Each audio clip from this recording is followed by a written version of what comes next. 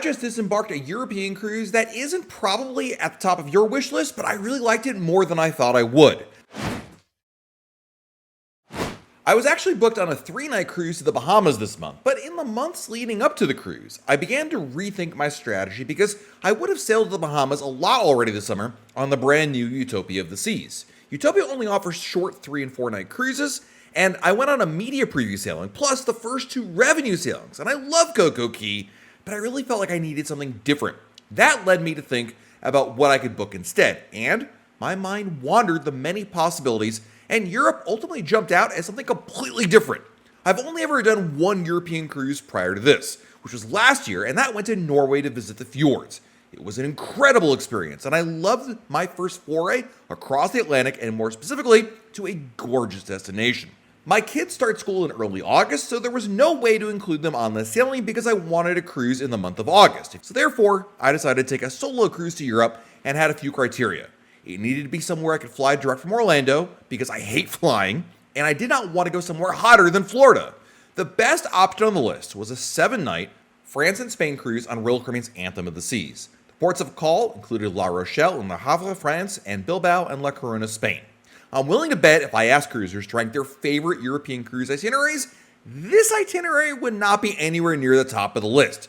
Usually, Mediterranean cruises, Greek Isle cruises, and Norwegian fjords really do top that list. The northern ports of Spain and France just don't have the sizzle factor that other European ports do. But I like the convenience of direct flights to London, the comfortable late summer temperatures, and the opportunity to visit France, which is a country that I've always wanted to go to. I flew direct from Orlando to London on Virgin Atlantic 2 days before my cruise began. Flying in early for a cruise is something you should absolutely always do, and if you're crossing an ocean 2 days early is essential. Coming in early means you can ensure that travel delays don't mean you'll miss your cruise. Plus, the jet lag factor is real, and it could ruin half your cruise before your body acclimates to local time. I was glad to have the time in London, although my flight landed in London around 7 a.m. local time, and I wanted to stay awake and not nap so I could avoid jet lag and get used to the local time faster. This makes sense on paper, but I ended up staying awake for about 36 hours, and I was miserable at times, especially the last about 8 hours or so of my day. While I think not sleeping or napping the day I arrived helped a lot to avoid jet lag, it wasn't easy, and I really doubt my kids could have done it. I did some sightseeing around London, which is an added bonus for coming in early, and got to enjoy mostly good weather. The day of my cruise, I took the train from Waterloo Station in London to Southampton, England. The train is fast, efficient, and pretty cheap, but I was annoyed at the lack of luggage storage space. Everyone in my car ended up stacking our luggage in the entryway to the car because the luggage racks over the seats could not fit regular-sized suitcases. So I think next time I go to London and go on a cruise out of Southampton, I'll probably take a car service or something like that. Nonetheless, I arrived in Southampton right at the time the embarkation process began.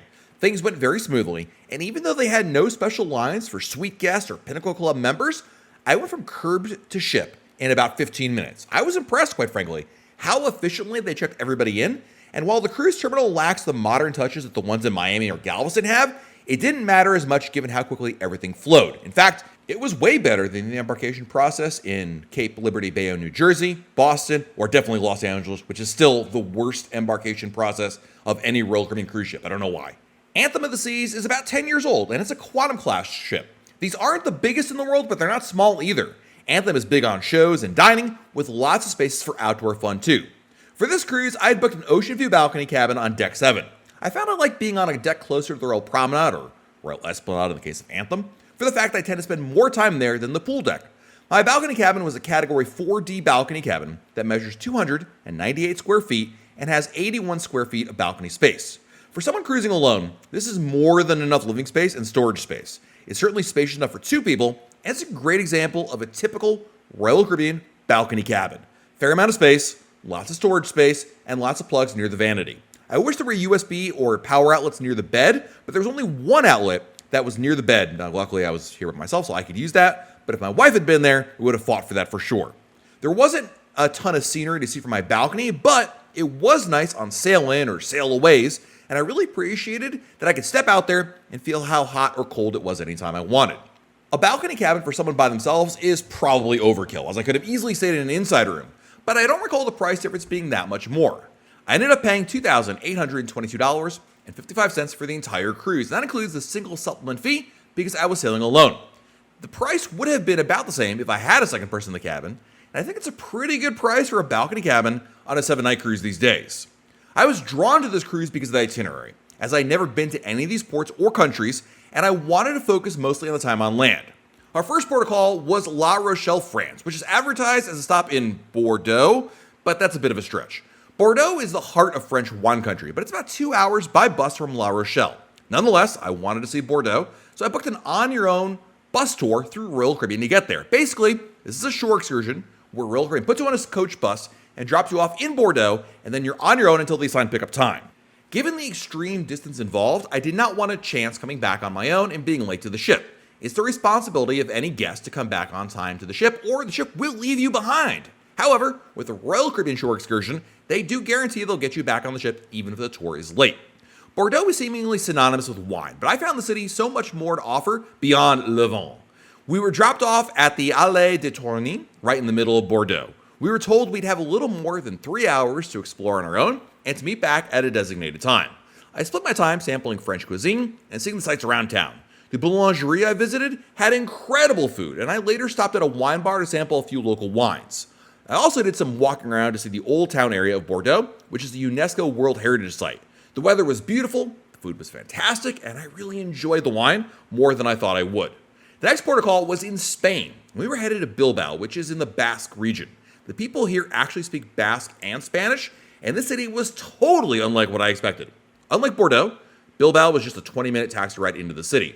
And Bilbao has transformed itself over the last 30 years or more to move from an industrial history to a new age city that clings to its Basque traditions. Basque is an important word because Bilbao is the epicenter of what's known as Basque country. Located between Bilbao, Spain, north to Bayonne, France, it's a region known as the land of the Basques. This area is best known for impressive architecture, art, and even its beaches. So I split my time between the old quarter and the new areas of the city. I visited a market that first opened in the 14th century, explored Gothic churches that had more beautiful architecture, and explored countless narrow streets with brick and cobblestone roads. Across the river, it's a different era, and it's also the heart of a big urban art scene. I love seeing the street art around the city, and of course, I found some great local food and drink along the way. Other than the old quarter, Bilbao didn't feel like a traditional European city in my opinion, and that's not a bad thing. It's nestled against the Pyrenees Mountains, and the modern take the city has truly stands out. For a more traditional Spanish city, my next stop was La Corona.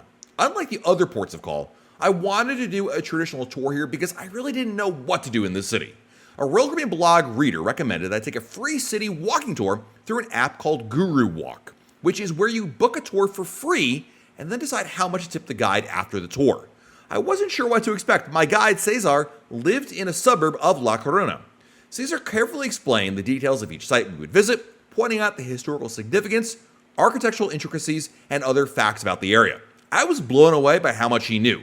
Being like a free tour, I was expecting someone who was basically a walking Google map at best, but he really knew the details and clearly was well versed in information. In fact, we passed other tours along the way that clearly were through the cruise line, and they had like 20 or 30 people, and we had about 7 people in there. We took a very leisurely pace through the old city of La Corona and made at least 9 stops that I could count. We visited historic churches, military buildings of significance, scenic overlooks, and famous spots. The tour took 2 hours, although he did volunteer to keep going longer. I would have taken up on the offer, but it was already 12:30 p.m. and I was getting very hungry for lunch. To his credit, he provided a Google Map link with all his favorite restaurants in the area. At the end of the tour, I tipped him 20 euros, although I did observe others were tipping about 10 euros per person. My final port of call was Le Havre, which is a really tough decision on what I wanted to do. You can visit Paris, but it involves a 3-hour bus ride each way for just a few hours in Paris. Nonetheless, I decided to give it a try because I'd never been to Paris and I really wasn't sure when I'd be able to go again. The tour ended up having 3.5 hours of free time in Paris. It was a bit overwhelming deciding what to do once we got to Paris, given it was already lunchtime and we only had a few hours. I opted to simply walk around, see as much as I could on foot in that time frame. My goals were to see a few sites, eat some local food, grab some souvenirs for family back home, and that's it. I purposely skipped museums or tours just because I could not afford to spend 2 hours at one activity. I got to see the Arc de Triomphe, the Eiffel Tower, and the Champs-Élysées. Plus, I found time to eat some Parisian food and coffee and picked up some souvenirs for my kids. There's no question a shore excursion like this is not the way to see Paris, but For a lot of people, this may be their only opportunity. I had never been to Paris before, and I really wanted to go. Plus, I'm not sure when my next opportunity will be to visit Paris is. In addition, if I didn't go to Paris, I would have been relegated to touring Le Havre, where my ship docked. Now, while I'm certain it's a wonderful city, it's not Paris. And I fear I would have ended up having FOMO the entire day, having not gone and regretted wasting my chance. One critique, though, of the tour was that we got back much earlier than I anticipated. Our bus got us back to the ship exactly at 7 p.m., but all aboard wasn't until 9:30 p.m. So it felt like we wasted some time there, or we could have had more time, because a 3-hour visit to Paris with 5 to 6 hours of bus rides is not ideal and convenient, but it's better than nothing and a good taste of what the city has to offer. I had a great time in Europe, and I still think the itinerary may not have been as exciting as maybe Greece or Italy, but I loved seeing places that were new to me. I'm glad I gave it a try, and it was certainly better than my original plan of yet another Bahamas cruise. Europe is an amazing place to see by cruise ship, and if you have time to get out there, I think you'll discover a new dimension to a Royal Caribbean cruise. To see more of what Anthem of the Seas looks like, which is the ship I sailed on, check out my full walkthrough video tour of Anthem of the Seas coming up next. Thanks for watching. This has been Matt from RoyalCaribbeanBlog.com, and we'll talk again real soon.